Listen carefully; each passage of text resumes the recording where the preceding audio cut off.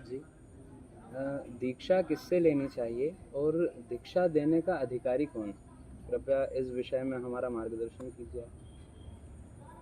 दीक्षा देने के अधिकारी परंपरागत जो वैष्णवजन हैं। हमारे सनातन परंपरा में 5 परंपराएं प्रमुख रूप से हैं, जिनमें 4 वैष्णव परंपराएं हैं और एक शांकर परंपरा है। शंकराचार्य जी की एक परंपरा और 4 वैष्णव आचार्यों की 4 परंपरा। इन 4 परंपराओं से जो दीक्षित प्रामाणिक गुरुजन हैं, जिन्होंने गुरुजनों का सेवन किया है, जिन्होंने गुरु को सेया है, जिन्होंने भगवत प्राप्ति के लिए साधना करी है, जिनको साधना का उपासना का क्रम मालूम है, जिन्होंने भगवान का अनुभव किया है। हमारे वैष्णव परंपरा में सबसे प्राचीन परंपरा संप्रदाय जिसको हम लोग कहते हैं, चतुर्थ संप्रदाय में सबसे प्राचीन संप्रदाय श्री निम्बार्क संप्रदाय है।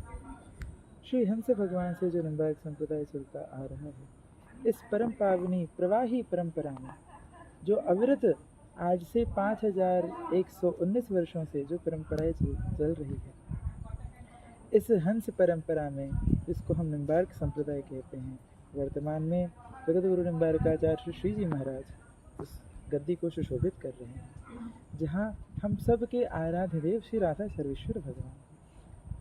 श्री राधा सर्वेश्वर कौन है? ये नित्य निकुंज बिहारी श्री प्रिया प्रीतम है।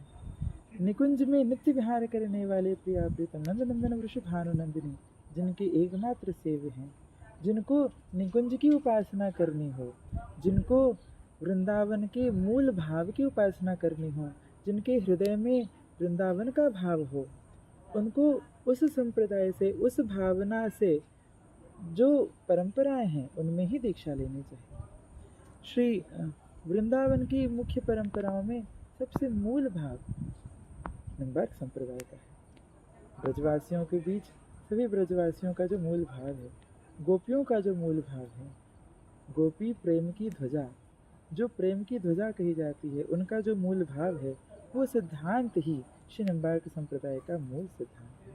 इसमें प्रिया प्रीतम की रसमयी सेवा करी जाती है। इस रसमयी सेवा पद्धति को अंगीकार करने के लिए साधक को, जिनको प्रिया प्रीतम की निकुंज की उपासना करनी है, उनके लिए सबसे श्रेष्ठ, जिस परंपरा में प्रिया प्रीतम के भाव में कोई परकिया भाव नहीं है, जो नित्य दंपति, दिव्य दंपति जहाँ पर विराजमान हैं, जहाँ पर प्रिया प्रीतम दंपति के रूप में विराजमान है, ये केवल और केवल हमारी निम्बार्क परंपरा में ही संभव है, क्योंकि अन्यत्र कहीं जगह वो श्री किशोरी जी सब जगह हैं, परंतु श्री किशोरी जी कहीं ना कहीं श्री लाल जी के सेवा में है।